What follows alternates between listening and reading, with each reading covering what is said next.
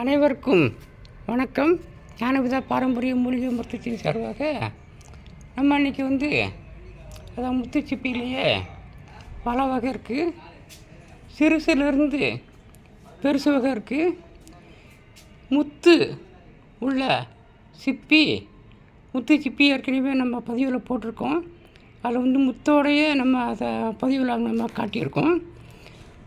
அதுலேருந்து சிறுசுலேருந்து சின்ன சின்ன தரமாக இருந்து பல தரம் இருக்குது. அந்த முத்துச்சிப்பி நம்ம கடலில் விளையக்கூடியது. இது ஆற்று மணலில் நம்ம எடுத்தது. திருச்சி காவிரி ஆற்றுல இதை நம்ம எடுத்தது. இதில் பார்த்திங்கன்னா பல வகை இருக்குது. இதில் பல வகை இருந்தாலுமே தனித்தனியாக பிரித்து ஒன்று ஒன்றா நம்ம மருத்துவம் கொண்டு போக போகிறோம். இதில் இந்த சிறுசாக இருக்குது பார்த்திங்களா, இதுக்கு குணம் அதிகம். எதுக்குமே எல்லாத்துலேயுமே சொல்லியிருக்கோம்.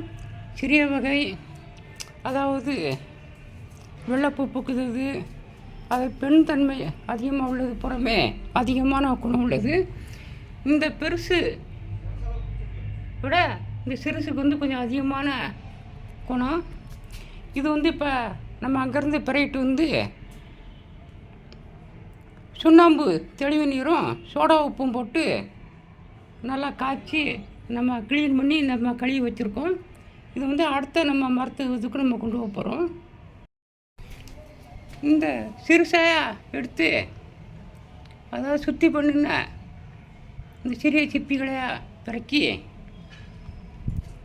நீங்கள் உரலை போட்டு இடித்தாலும் சரி, அல்லது பெரும்பாலும் உரலை போட்டு இடித்து நம்ம மிளகு தக்காளி சாறு விட்டு நீங்கள் அரைச்சி ஒரு புடம் போட்டுருங்க, நல்லா நீந்துடும். அதுக்கு அடுத்து ஒரு சில பதிவு சொல்லியிருக்க மாட்டாங்க, சுண்ணாம்பு தெளிவு நீர் ஒரு அற்புதமான மருந்து.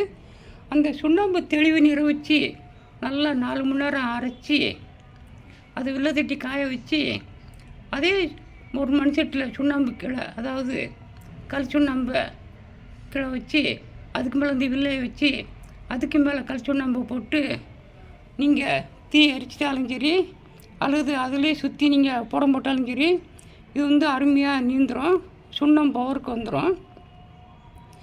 அதையும் மீண்டும் திருப்பி ஒரு தடவை நீங்கள் சோத்து கத்தாழையில் போட்டாலும் சரி, நம்ம சிவப்பு கத்தாழை நம்மகிட்ட இருக்குது, நம்ம அதில் போட போகிறோம். அந்த போட்டாலும் சரி, இல்லைன்னா அதே சுண்ணாம்பு தெளிவு நீரை வச்சு நீங்கள் போட்டாலும் சரி, இது அற்புதமான பஸ்பமாக மாறிடும். இந்த பஸ்பத்தை நம்ம எதுக்கெல்லாம் பயன்படுத்தணும் அப்படின்னா, முக்கியமாக இன்றைக்கி பார்த்திங்கன்னா ஆங்கில மருத்துவத்தில் வைட்டமின் டி குறைபாடு அதிகமாக இருக்குது அப்படின்னு சொல்லி நிறையா ரிப்போர்ட் நம்ம பார்த்துக்கிட்டு வரோம். அதில் மருந்தும் கொடுத்துட்டு வரோம். என்ன தான் நம்ம மருந்து கொடுத்தாலும் வெயிலில் நம்ம நிற்கும்போது தான் நமக்கு நேரடியாக இந்த வைட்டமின் டி சத்து அதிகமாக கிடைக்கும். ஐயோ எங்கள் பிள்ளைகளை நாங்கள் வெயிலில் போடாமல் நாங்கள் வளர்க்கோம் அப்படின்னு சொல்லுறதெல்லாம் மிக மிக தவறு. நாங்களாம் முன்னால் மாலை நேரம் ஸ்கூல் விட்டு வந்த உடனேயே நல்லா எங்கள் ஸ்கூலில் பார்த்திங்கன்னா நல்ல பெரிய கிரவுண்ட் இருக்குது. நல்லா நாங்கள் ரொம்ப நேரம் நாங்கள் விளையாடுவோம். அந்த விளையாடும்போது மாலை வெயில் பட்டு உடம்புக்கு அதிகமான நம்ம சக்தியை கிடைக்கும். இன்றைக்கி பார்த்திங்கன்னா எல்லாமே கம்ப்யூட்ரு யுகமாக போயிடுச்சு. வேலைக்கு போகிற அத்தனை பேரும் ஏசியில் போன உடனே இன்னும் இருக்க சத்து அவங்களுக்கு குறையுது. அப்படி வெயிலில் நிற்க முடியாதவங்க, வெயிலில் போக முடியாதவங்களுக்கு அந்த வைட்டமின் டி சத்து குறையும்.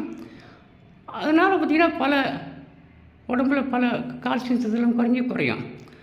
அப்படி இந்த கால்சியம் சத்து குறைபாட அந்த பெரிய சிப்பியோட இந்த பொடி சிப்பி நல்ல மருத்துவ குணம் உண்டாகும். அந்த பஸ்பமான பொடியை ஒரு 2 அரிசி அளவு எடுத்து வெண்ணெயில் அதில் நெய்யில் நம்ம சாப்பிட்டு வரும்போது அந்த குறைபாடு நீங்கும். இன்றைக்கி பார்த்திங்கன்னா தண்ணி முதற்கொண்டு நம்ம எல்லாமே நம்ம கெட்ட உணவை தான் நம்ம எடுத்துகிட்டு வரோம். அதாவது முன்காலத்தில் சித்தர்கள்லாம் சொன்ன நூல்களில் சூரியன் ஒளி, சந்திரன் ஒளி படாத நீரை நம்ம சாப்பிட வேண்டாம் அப்படின்னு சாஸ்திரம் இருக்குது. ஆனால் இன்றைக்கி பார்த்திங்கன்னா எல்லாமே ஆழ் குழாயிலேருந்து கிணத்துல தண்ணி எடுத்துக்கிறோம். அதுலேயும் ஆரோ வாட்டர்னு சொல்லி போட்டதும் இல்லை சுத்தி பண்ண மினரல் வாட்டர்னு சொல்லி நம்ம பயன்படுத்திட்டு வரோம். இதனால் நிறையா நமக்கு சத்து குறைபாடெலாம் வருது. முடிஞ்ச அளவுக்கு அப்படி இன்றைக்கி தவிர்க்க முடியாத காரணத்தில் இன்றைக்கி தண்ணியை பற்றி நம்ம நிறையா போட போகிறோம். அதாவது நம்ம ஆழ் குழாயில் தண்ணி எடுத்தோம்னா அது எப்படி நம்ம சுத்தமான தண்ணியாக சத்துள்ள தண்ணியாக மாற்ற போகிறோம்லாம் பதிவு நம்ம போட போகிறோம். நம்முடைய பதிவை பார்த்துட்டு வாங்க. நிறைய பதிவு நம்ம இந்த நோய் எதனால் உண்டாகுது, இந்த நோய் இயற்கையில எப்படி சரி கட்டுறது அப்படின்னு நம்ம பார்த்துட்டு வர போகிறோம். ஏற்கனவே சொல்லியிருக்கோம், வைட்டமின் டி சூரிய ஒளியில் தான் அதிகமாக நமக்கு கிடைக்கி. அதுலேயும் மாலை நேரம் சூரிய ஒளியில் அதிகமாக கிடைக்கி. அப்போ அதை இயற்கையிலே நம்ம அதை சிறு குழந்தைகளெல்லாம் வெயிலில் கொஞ்சம் நேரம் விளையாட விடணும். அப்படி கிடைக்காத பட்சத்துகளுக்கு அவங்களுக்கு மருந்து பயன்படுத்தினாலுமே இயற்கையில் கிடைக்கிற மாதிரி இருக்காது. இந்த மாதிரி நிறையா பதிவு போட போகிறோம். நம்மளுடைய சேனலை பதிவை பார்த்துட்டே வாங்க. நன்றி, வணக்கம்.